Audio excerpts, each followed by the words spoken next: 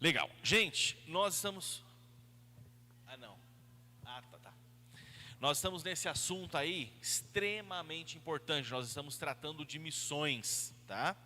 E missões é algo que é uma enorme responsabilidade que nós temos. Eu comentei no curso de quarta-feira que no módulo do mestrado que eu fui fazer na primeira semana de abril, o professor, ele trouxe uma visão reformada de missões muito interessante. E ele diz que muitas vezes as igrejas, as denominações têm uma visão antropocêntrica de missões. Isso é, antropos, o homem. Então o evangelho, o evangelismo, missões é focado no perdido. No sentido de que nós precisamos evangelizar os perdidos, porque senão eles vão para o inferno, eles vão ficar fora do corpo de Cristo, eles vão ficar fora da aliança, eles não serão abençoados, eles não irão para o céu. Ok, tudo isso é verdade. As pessoas elas precisam ouvir do evangelho e se arrependerem, porque senão vai acontecer isso.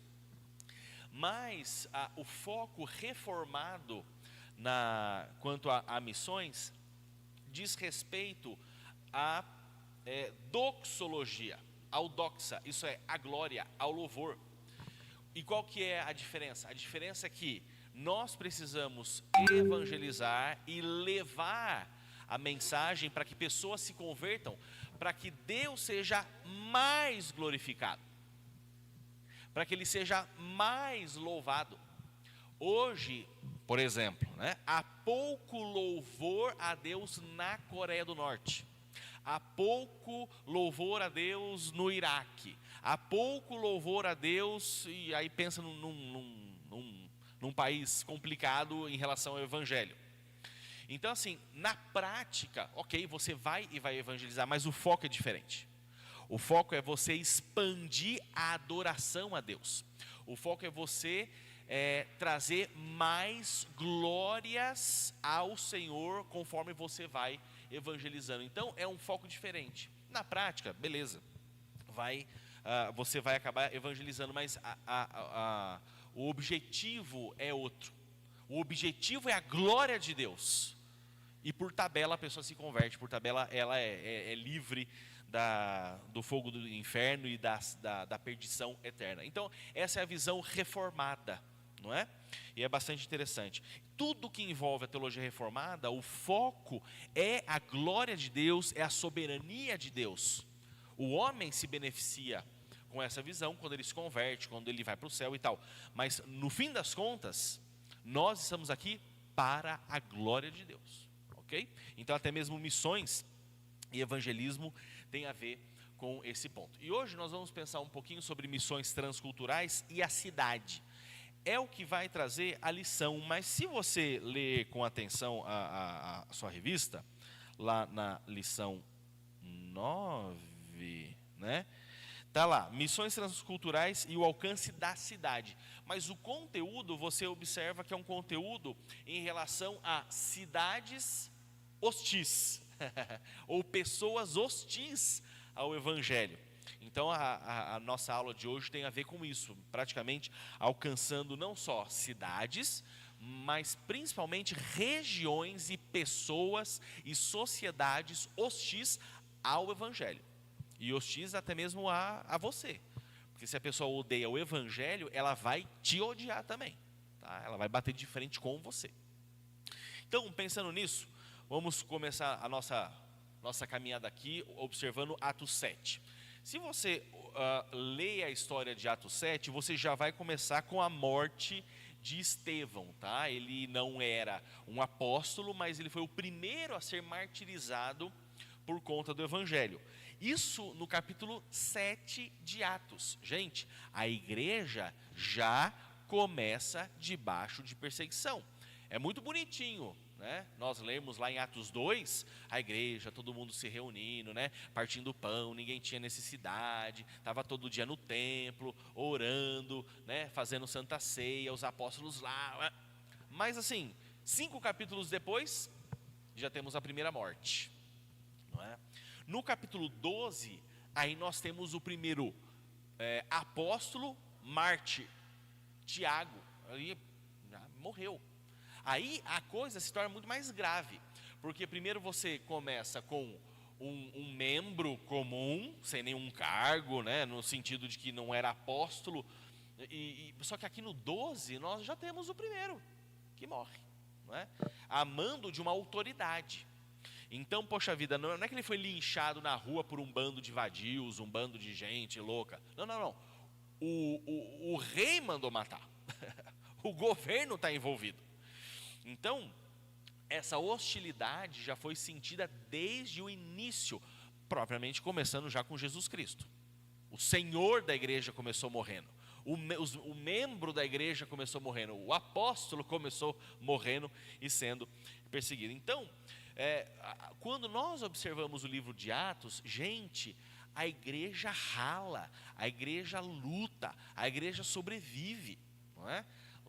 Me chama muita atenção quando lá no capítulo 18, que o próprio Senhor Jesus Cristo aparece para Paulo para animá-lo, né?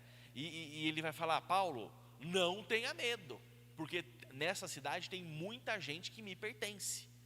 Então às vezes a gente fica pensando: poxa vida, por que Deus, né, Jesus, o Espírito não dá um estalo, todo mundo se converte? Por que Ele deixa na nossa mão anunciar o Evangelho, pregar, e suar, ralar?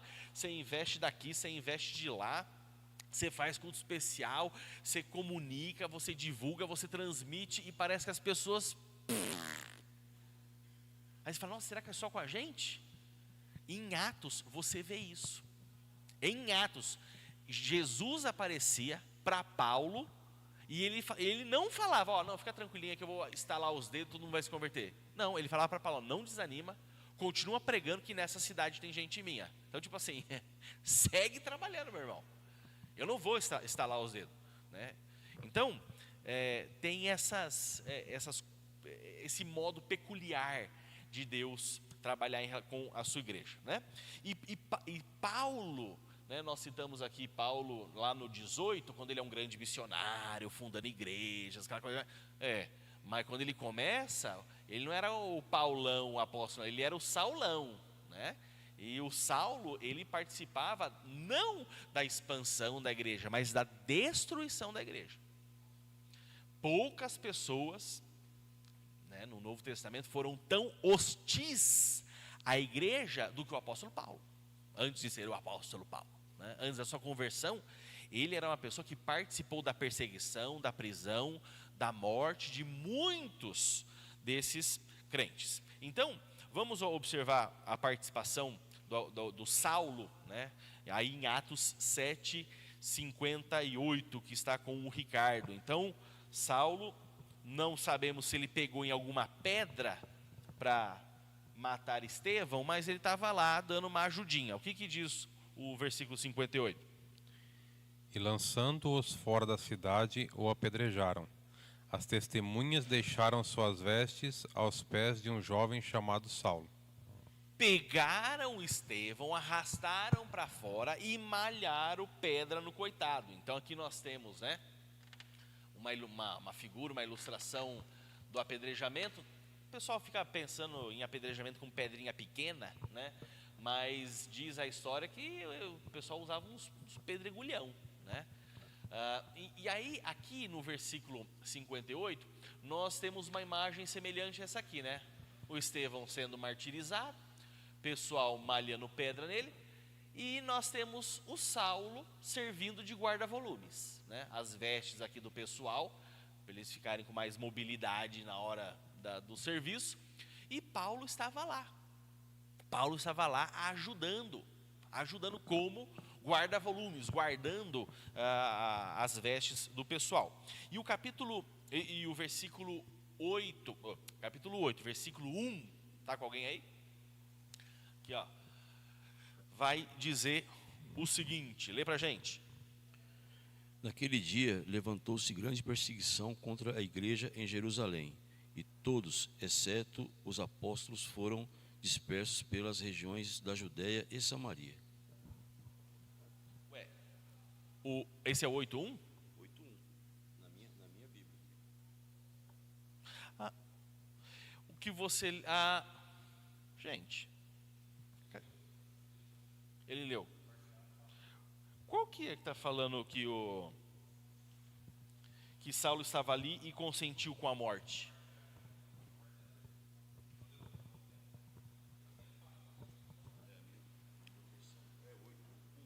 8:1. O seu 8:1 diz isso? Tá. Ufa, então eu não errei. Então tem versículo que está no 7, e essa parte está no 7, tem outro que está no 8. Então, desculpa. Então, lê o finalzinho do...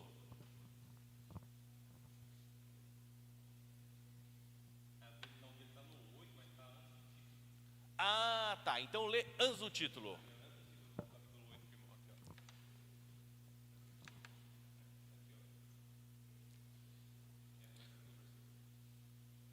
O título pegou a gente agora, hein? Então é bem curtinho, então está escrito aqui. É, curtinho. E Saulo consentia na sua morte. Isso, pronto. É isso aí mesmo. Tá antes do título. O título dividiu o versículo. Legal, muito bom. Né? Tá, então tá bom. Então aí uma peculiaridade da versão. Então, quando fala que Saulo, estava ali, ele estava ajudando e mais, ele estava consentindo com a morte. Né? Lógico, se a pessoa está ali ajudando, guardando a roupa do pessoal, de alguma certa forma ele estava consentindo. Mas essa palavra, Gabriel, fecha a cortina, por favor, só para escurecer um pouquinho mais aqui. Essa palavra consentindo, essa palavra sineudokel. E sineudokel significa estar satisfeito, não é? Satisfeito com, e no sentido é com a morte.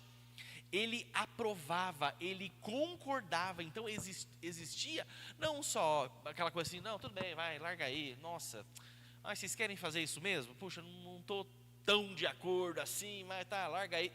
Não, ele estava satisfeito com a situação, ele queria que aquilo acontecesse.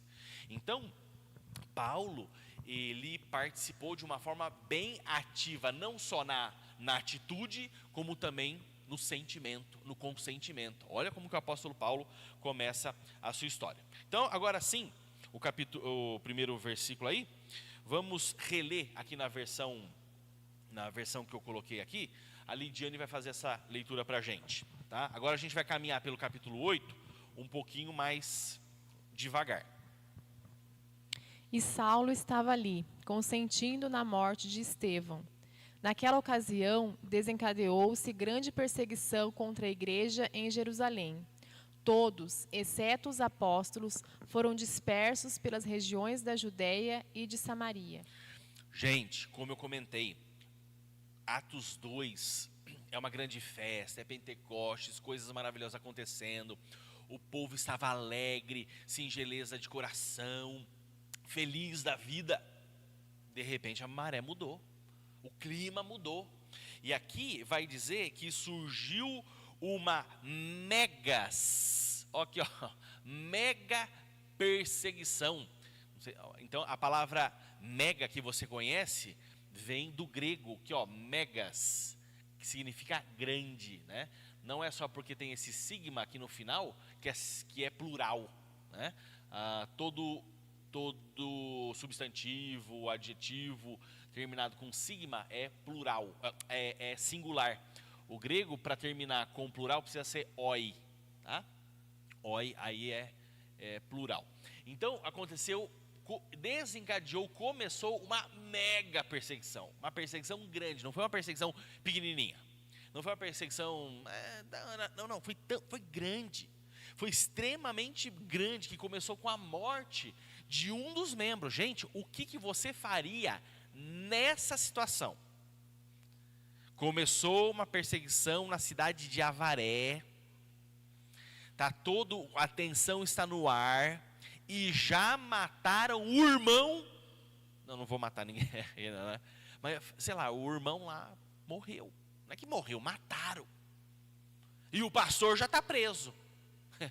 E o conselho já está preso. O que vocês fazem? E eles sabem onde você mora, eles sabem onde você trabalha, onde você estuda. Gente, não é fácil isso. Não é fácil, não é? E aí a consequência é isso aqui, ó. Todo mundo picou a mula. Todo mundo fugiu. Todos foram dispersos, né? Eles se espalharam. Dispersar tem a ver com isso, é esse espalhamento. Todo mundo fugiu pelas regiões da Judéia e Samaria. Vamos espalhar, gente. Vai cada um para cada primo, vai para cada mãe, do biso, porque ó, a coisa aqui tá feia. Todo mundo espalhou, exceto os apóstolos.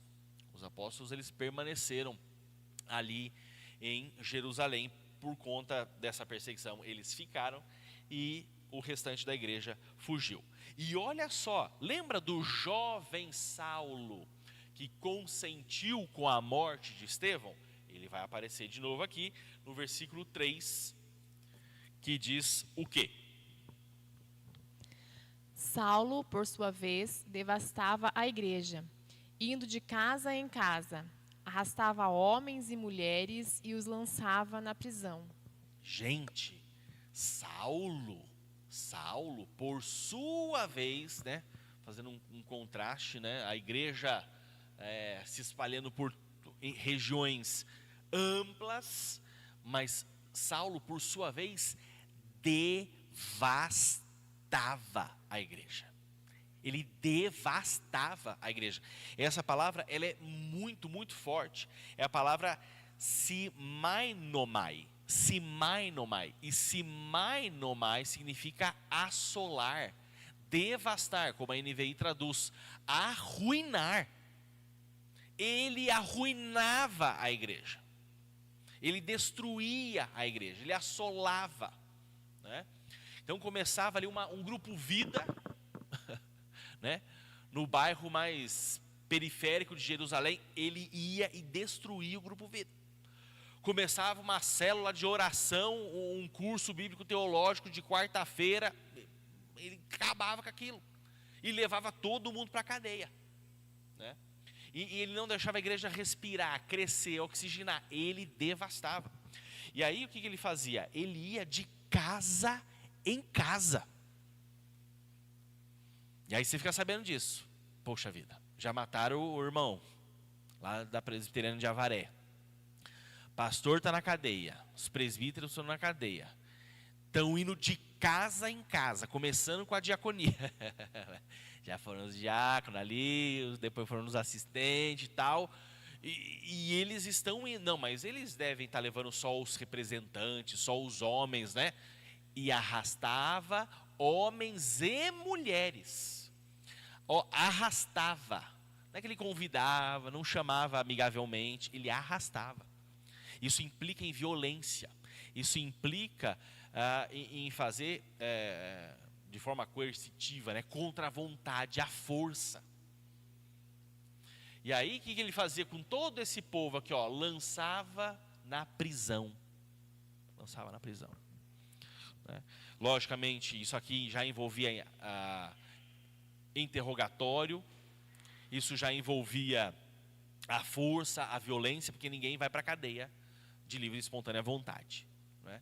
Gente, esse foi o Saulo, né, antes de ser o apóstolo Paulo. Mas, se Deus, já que Ele é bom em muitas coisas, nisso Ele também vai ser bom, né? Mas Deus sabe usar de coisas ruins, novamente, não para alcançar os perdidos, ok, isso é tabela, né? Não para o bem das pessoas, ok, isso também vai acontecer, mas para a sua própria glória. Irmãos, o fim principal do homem é a glória de Deus. A questão é que, buscando esse fim, nós somos abençoados, nós somos prósperos, nós vivemos vidas abundantes, nós vivemos vidas em paz, nós recebemos a salvação em Cristo Jesus. Mas o fim principal é a glória de Deus. E Ele vai utilizar dessa maldade de Saulo para alcançar perdidos. ele vai utilizar dessa maldade de Saulo também para tornar a conversão dele muito mais impactante. E o testemunho dele muito mais poderoso quando isso chegar no ouvido das pessoas. Beleza? Então, até aqui, alguma questão? Alguma observação? Ó, microfone para o Ricardo.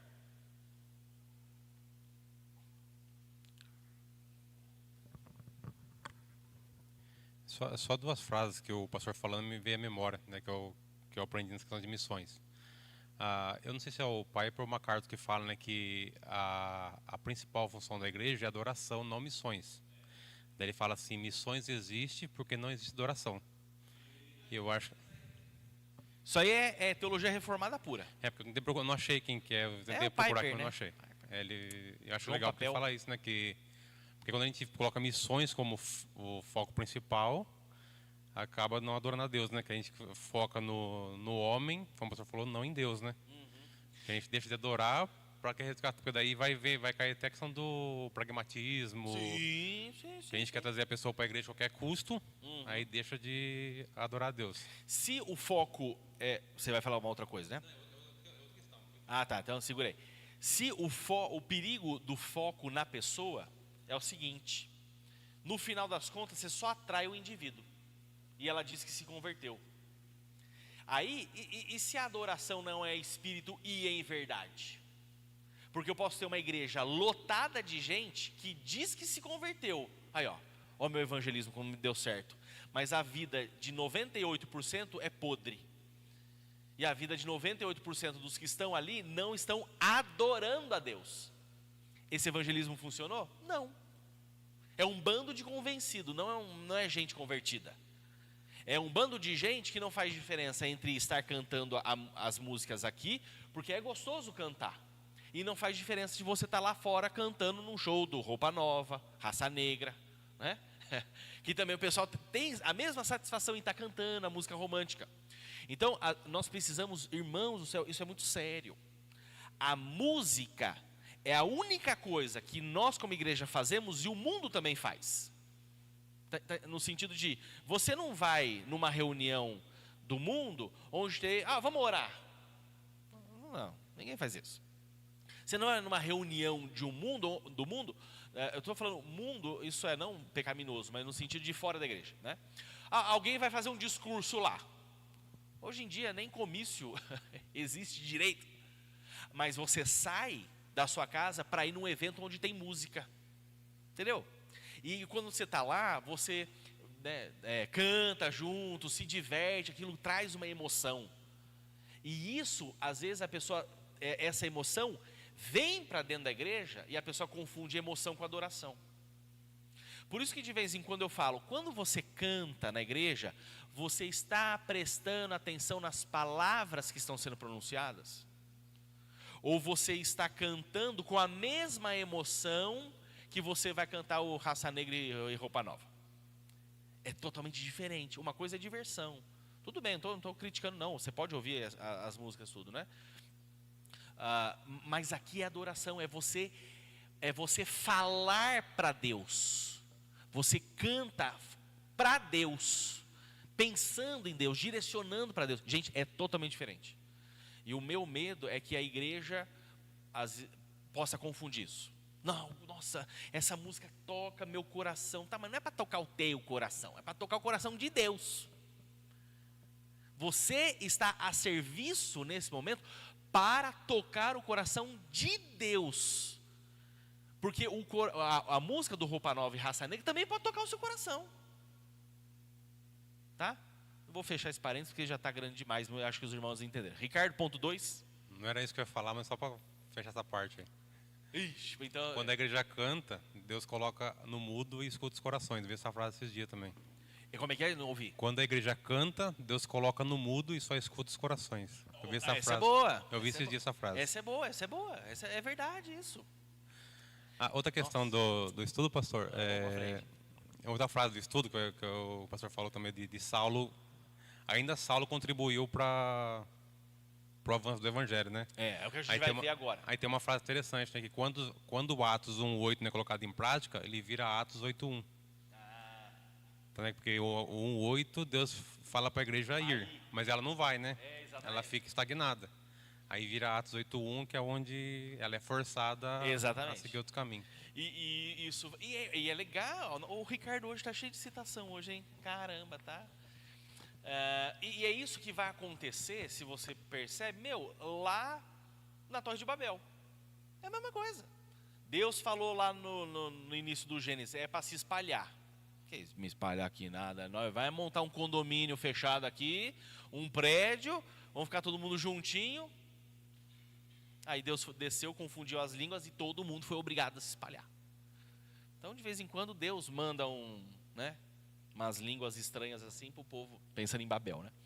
Para o pessoal se espalhar. E é isso que vai acontecer de novo aqui, ó. Versículo 4, Lidiane. Os que haviam sido dispersos pregavam a palavra por onde quer que fossem. Gente, eles foram dispersos por causa de quê? Por causa de Saulo. Primeiro assim, começou a perseguição, Saulo ajudou. Então, o que o Ricardo colocou é verdade. Por conta da perseguição, que em grande parte Saulo ajudou, eles se espalharam, e conforme eles foram se espalhando, se dispersando, eles foram pregando a palavra, né? Então olha só essa capacidade que Deus tem de usar de algo ruim para alcançar pessoas. Irmãos, quando você estiver internado, olha já, você vai estar provavelmente internado num leito, que se você tiver, por exemplo, isso até no plano de saúde pode acontecer, você pode sair internado do lado de alguma outra pessoa, porque às vezes o quarto é compartilhado, né? Aquela pessoa que está ruim igual a você, ou algum parente seu, está numa situação difícil, que talvez ela precise naquele momento ouvir de uma palavra salvadora, porque talvez pode ser um braço quebrado, ou pode ser um câncer terminal. Eu não vou entrar naquele quarto, porque eu não conheço a pessoa, mas Deus te mandou ali para um propósito. Eu não tenho acesso à sua empresa, mas Deus te deu acesso àquela empresa. Eu não tenho acesso à sua avó, seu avô, seu pai, sua mãe, eu não faço parte da sua família, mas você faz parte. Então, às vezes, situações normais e situações complicadas, Deus nos coloca para entrar em locais onde, de outras maneiras, o pastor não iria, o presbítero não iria, a diaconia não iria, mas Deus está mandando você. E Deus, às vezes, vai ter que te internar, não por causa de você, mas por causa da glória dele, para que a dona Maria seja alcançada, para que o seu João seja alcançado lá na UTI. Nós precisamos de um missionário na UTI. Qual que é a estratégia? Eu vou adoecer o irmão X da IPB para ir lá na UTI, internado junto, e eles vão ficar internados 5 dias, um do lado do outro, e o irmão X vai ficar evangelizando a cabeça do senhor João. Gente, Deus faz isso. Então, toda oportunidade, toda situação, por mais complicada que seja, a pergunta tem que ser feita: Senhor, como o Senhor quer ser glorificado? Eu estou internado, como que o Senhor quer ser glorificado? Bati o carro, no meio do nada, está tenso eu e está tenso o camarada que bateu em mim, ou eu que bati nele. E agora, a gente vai trocar mensagens. Eu vou ter que consertar o carro dele, ou ele vai ter que consertar meu carro. Como é que o Senhor quer ser glorificado nisso? Meu filho criança deu uns tapas e umas mordidas na outra criança e o pai está vindo conversar comigo. Como é que o Senhor quer ser glorificado nisso? Ainda não aconteceu comigo, mas provavelmente vai acontecer, né? Então, às vezes, nós oramos só pensando no antropocêntrico. Entendeu? Senhor, e aí, me tira dessa. Não, mas e se Deus te colocou aí para a glória dele? E a glória dele envolve aumentar o doxa, aumentar a glória. E foi isso que ele fez aqui, ó, em Atos. Os que haviam sido dispersos pregavam a palavra por onde quer que fosse. Por onde quer que fosse. no almoço de família, na UTI, né, no trabalho, na hora de comprar um pãozinho na padaria, lá no Pinheirão. Ele dava um jeito, né? Agora, essa palavra aqui, ó, pastor, mas eu não sou um pregador do evangelho. Quer dizer, eu não sou um pregador. Deixa o pastor pregar, né? Porque ele é presbítero docente, né?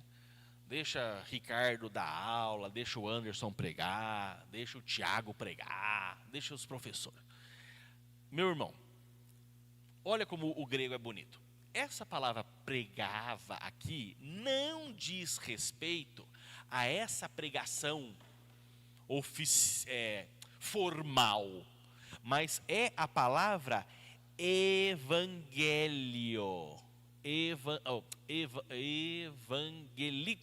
evangelizo, que significa anunciar as boas novas, evangelizar.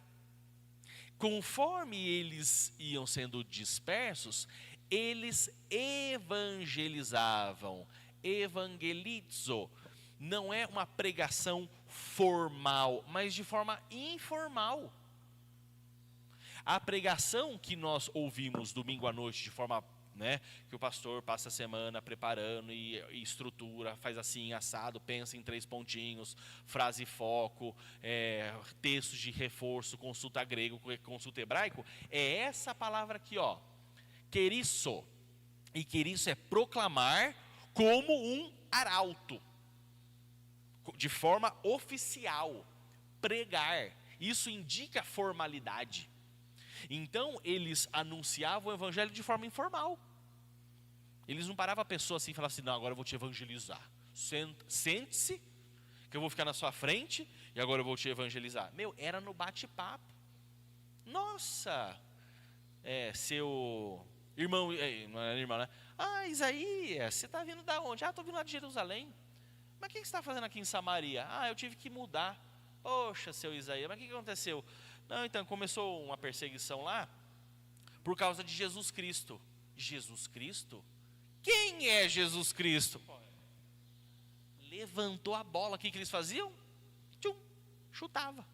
Você quer saber quem que é Jesus? Eu vou te explicar quem que é Jesus. Pronto, está entendendo? Então, nessa forma informal, eles vão comunicando. E a forma informal de evangelizar é a melhor coisa que existe, gente. Melhor coisa. Agora, olha só o que o Filipe vai fazer. Vamos ouvir aí a leitura do 5.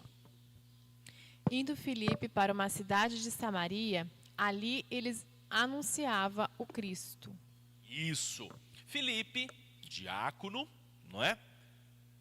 Ele foi para Samaria. Eita, cidade complicada, né? E diz o texto que ele anunciava Cristo, tá? Aí a pergunta que faz, poxa vida, será que esse anunciava é evangelizo ou é querisso? Qual que era? Aqui é o querisso, né? Então parece que Filipe, talvez por uma instrução a mais, talvez já por ser um diácono, alguém mais experimentado na fé, ele já falava de uma forma mais formal. Então isso mostra que a perseguição, ela é útil na propagação do evangelho de uma forma ou de outra. De uma forma ou de outra. Você sabe pregar com formalidade? Pregue. Eu não sei. Então evangelize de forma informal. De uma forma ou de outra, está na tua mão, meu irmão. Eu, toda quinta-feira de manhã, lá na capelania da polícia, estruturo o meu pensamento, minha devocional, e vou lá e querisso. Domingo à noite, querisso. Nos pepinos da vida, do dia a dia, nos problemas que acontecem, aqui evangelizo, na informalidade. Então, os irmãos, se não sabem pregar, podem evangelizar na informalidade, certo? Rapidinho sobre a importância de Samaria. Alguma questão aqui, antes de eu mudar de assunto? Tudo certo, Carlos? Tudo certo? Não? Tem alguma dúvida? Alguma?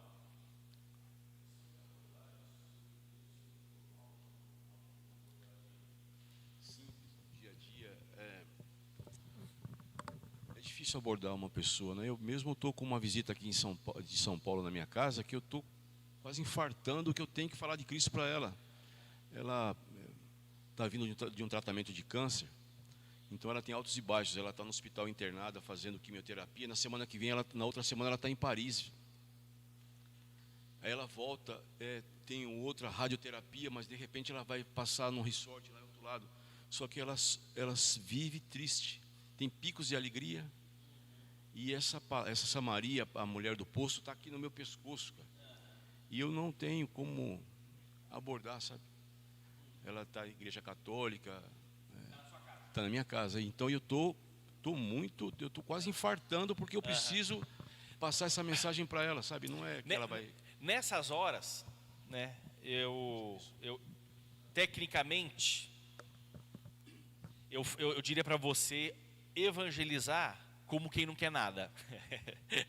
Essa é a minha expressão técnica para isso, né? Porque às vezes a gente fica esperando um momento, né? Nossa, uma luz brilhou assim, a pessoa deu a deixa. Às vezes você cria a deixa, né?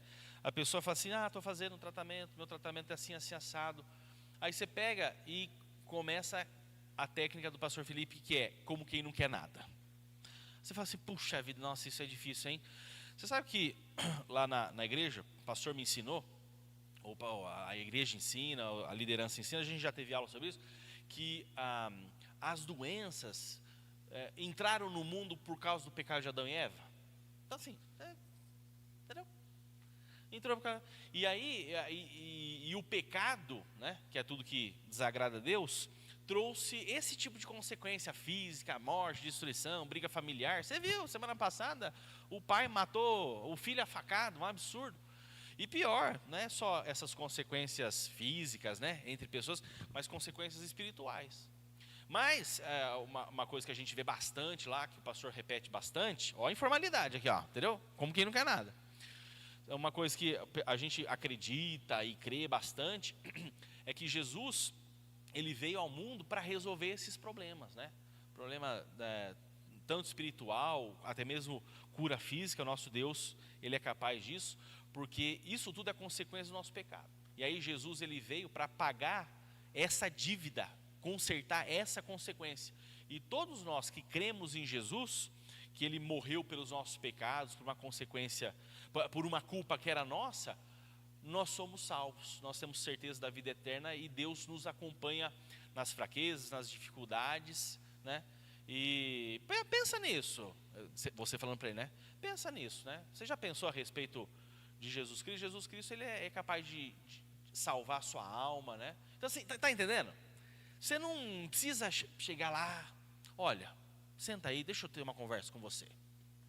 E pega a Bíblia e abre, você consegue puxar um papo desse sentado, conversando, caminhando, como quem não quer nada. Entendeu? Então, você pode evitar igrejês, não precisa de igrejês. Pode usar... o evangelho é a boa nova. Você não precisa usar termos teológicos, você não precisa falar bonito, né? Não precisa. Você pode evangelizar realmente na informalidade, e não existe nada melhor do que a informalidade, claro, com reverência, com respeito, né? Chamando, e aí, meu mano, não tem a ver com isso, aí é ser bobo, né? Mas você falar da sua forma, com informalidade, tranquilinho, certo? Fica aí a dica para todo mundo. Eu faço muito isso, enfim. Como quem não quer nada. Sobre Samaria, Felipe foi lá para Samaria, né? E Samaria era um ponto muito importante. Vamos correr aqui para finalizar. Por quê? Samaria tem uma história muito rica. Lá, se você observa 1 Reis 12, na história de Israel, houve uma divisão dos reinos. Antes, o reino era um só. Mas, por conta de algumas questões, foram divididos entre Reino do Norte, que ficou conhecido como Israel, e Reino do Sul, conhecido como Judá. E Samaria ficou como capital do Reino do Norte, então era uma cidade relevante. E se você fosse viajar daqui do sul, da Judéia, para Galiléia, já era, você tinha que passar por Samaria. Só que o povo que morava aqui em Samaria não gostava dos judeus. havia uma hostilidade mútua. Um não gostava do outro. Judeu não gostava de samaritano, samaritano não gostava de judeu. Então, quando eles viajavam, eles tinham que ou cruzar por Samaria, coisa que eles não gostavam, ou eles atravessavam aqui pela Transjordânia. O que é Transjordânia? É passado o Jordão, por isso que é Transjordânia, é do outro lado do Jordão. Eles contornavam o Jordão aqui e voltavam para Galileia, e de baixo para cima, de cima para baixo, era a mesma coisa. Os judeus não gostavam dos samaritanos. João 4:9. Aqui, Mirelle, microfone chegando. E aí depois nós vamos ver em Lucas 9:52, o contrário. Os samaritanos não gostavam dos judeus. Vamos ouvir as duas leituras aí. A mulher ficou surpresa, pois os judeus se recusam a ter qualquer contato com os samaritanos. Você é judeu e eu sou uma mulher samaritana, disse ela a Jesus. Como é que me pede água para beber? Isso. Então, aí nós vemos que os judeus não gostavam dos samaritanos. Lucas 9:52 e 53. Então mandou que alguns mensageiros fossem na frente. No caminho, eles entraram em um povoado da região de Samaria, a fim de prepararem um lugar para ele. Mas os moradores dali não quiseram receber Jesus, porque viram que ele estava indo para Jerusalém. Aí, ó, pronto. Então, nós vemos que existe uma hostilidade mútua, né? Então, voltando aqui e pensando, poxa vida, Filipe foi pregar nesse lugar, um lugar hostil, que o pessoal não gostava dele. E, tradicionalmente, ele não deveria gostar de Samaria. Ele não deveria gostar dos samaritanos. Mas o evangelho derruba essas barreiras, não é? Por quê? Porque a glória de Deus precisa se expandir. Deus precisa ser glorificado. Então, o versículo 6, Lidiane, 6-8. Vamos ouvir aí o que o ministério de Filipe resultou. Quando a multidão ouviu Filipe e viu os sinais miraculosos que ele realizava, deu unânime atenção ao que ele dizia. Os espíritos imundos saíam de muitos, dando gritos, e muitos paralíticos e mancos foram curados. Assim, houve grande alegria naquela cidade. Olha que coisa maravilhosa, né? Então, quando a multidão ouviu, olha só, então a importância do ouvir. E mais, eles viram os sinais miraculosos. E nos evangelhos nós vemos que esses sinais miraculosos serviam para confirmar a palavra, tá bom? Então a pessoa falava e provava com os sinais. E aí, quando tudo isso aconteceu, eles deram ouvidos, eles prestaram atenção. E nós vemos nos versículos seguintes que eles vão crer, tá? E olha só, os espíritos imundos saíam. Ele praticava o exorcismo, não é? Paralíticos e mancos eram curados, e tudo isso resultou em grande alegria.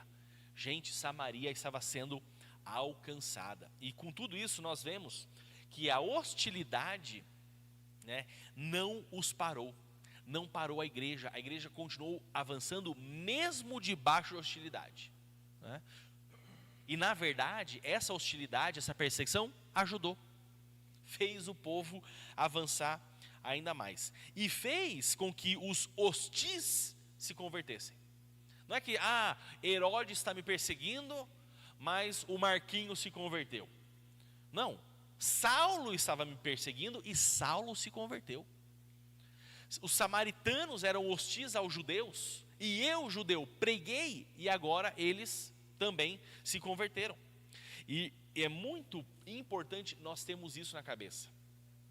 Evangelizar envolve falar. Romanos 10:17.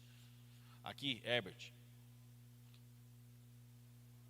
Por quê? Porque tem uma frase feita que diz: evangelize com os seus atos, se precisar, fale. Então, pregue, se precisar, fale. Apontando assim, não, a minha vida é uma pregação.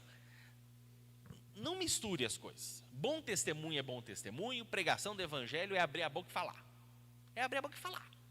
Porque tem muitos detalhes do evangelho que você precisa abrir a boca e explicar. Leia aí, Herbert, por favor. Consequentemente, a fé vem pelo ouvir e ouvir a palavra de Cristo. A fé vem pelo ouvir, tá? Tudo bem, o seu bom testemunho pode despertar um interesse inicial. Beleza, mas interesse inicial não é evangelho. É porque o evangelho tem muitas informações que você precisa falar, tá bom? Caminhando aí para o final. Povos e pessoas hostis precisam ouvir do evangelho. Né? Talvez você conheça alguém aqui e fale, ixi, esse daí só me critica, só enche minhas paciências, só dá indireta, só dá aquelas cutucadas assim quando eu falo de igreja. Esse aí é pior do que Saulo. Bom, enquanto ele não estiver perseguindo ninguém, ele não vai, ou matando, ou servindo de guarda-volumes durante um linchamento, ele não é ainda pior do que Saulo. Se Saulo foi salvo e virou um apóstolo, né, com certeza essa pessoa que você está pensando pode ser alcançada, mas não vai virar apóstolo hoje em dia, porque apóstolo não existe.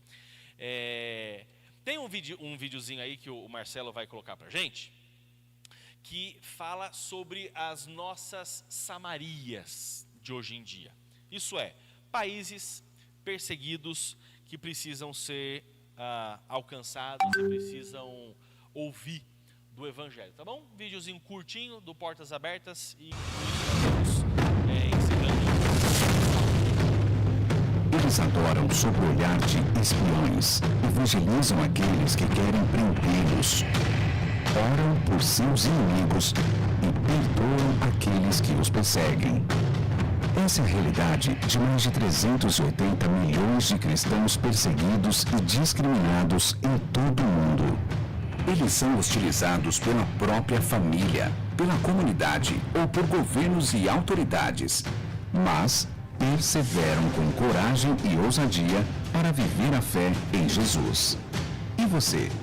Ousaria colocar a sua liberdade, seus relacionamentos e até a própria vida em risco por amor a Cristo? Para levar ajuda de forma eficaz, a Portas Abertas realiza anualmente uma pesquisa que avalia a pressão e a violência que nossos irmãos e irmãs na fé enfrentam pelo simples fato de seguir a Jesus. Assim, apresentamos a Lista Mundial da Perseguição, um ranking que classifica os 50 países onde os cristãos são mais perseguidos. Durante a pesquisa, o aumento exponencial de pressão e violência contra os cristãos ficou claro com a morte de mais de 4.400 dos nossos irmãos em Cristo, sendo 69% deles na Nigéria. Em diversas regiões, o local de adoração dos nossos irmãos foi atacado em diferentes níveis, com mais de 28 mil propriedades cristãs danificadas, saqueadas, incendiadas ou até mesmo fechadas por motivos relacionados à fé.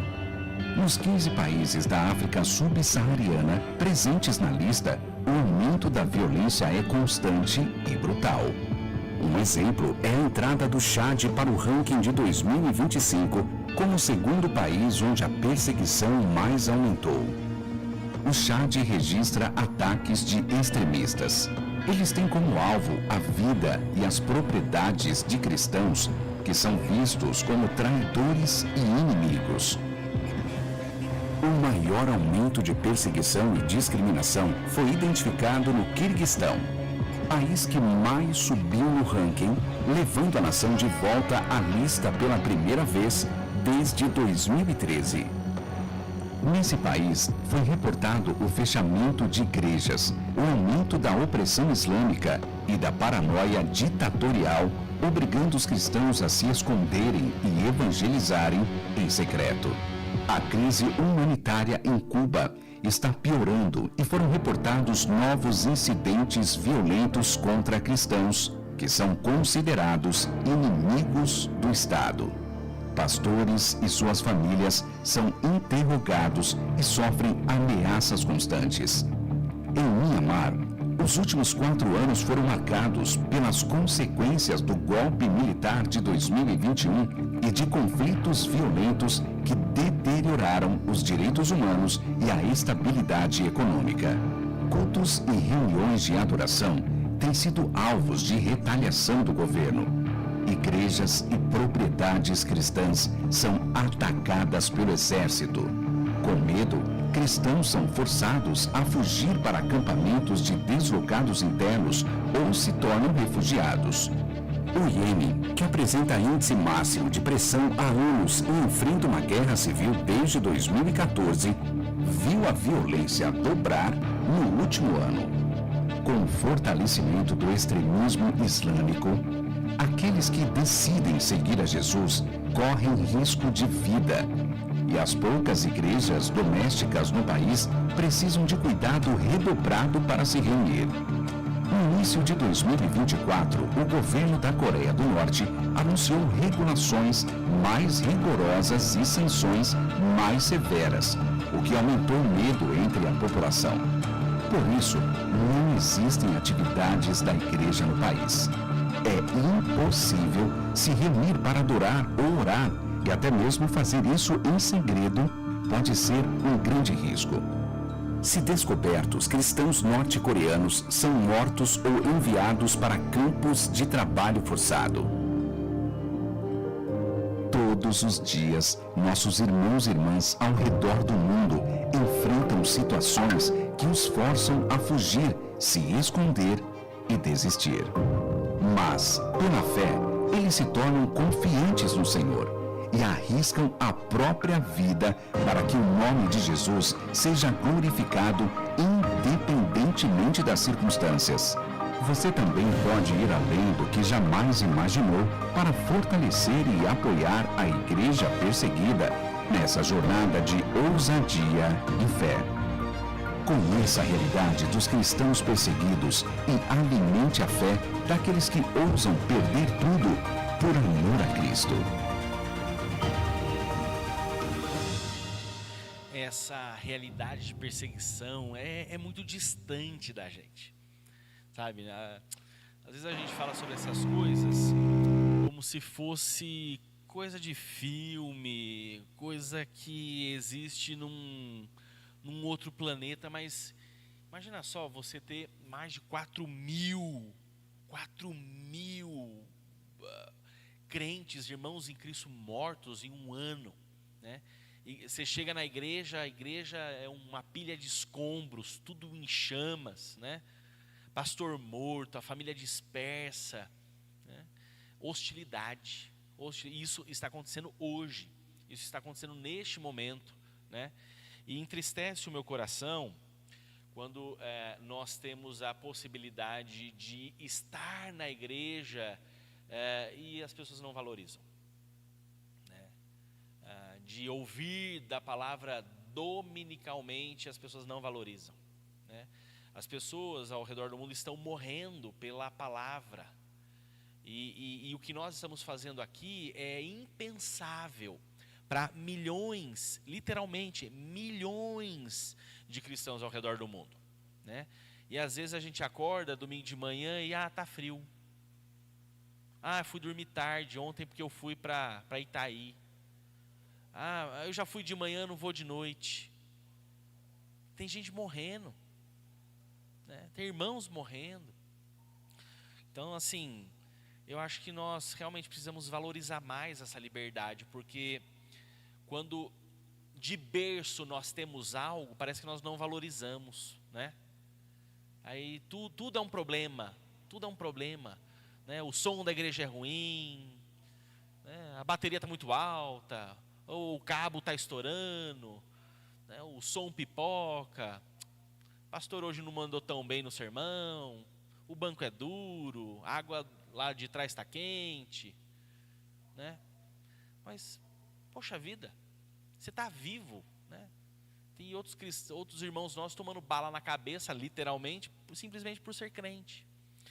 Então, nós, quando estudamos missões, meus irmãos, é uma liberdade muito grande que nós temos. Nós estamos aqui nesse momento, nenhum policial vai entrar. Na verdade, nós temos policiais participando aqui conosco na adoração, isso é bênção, não é?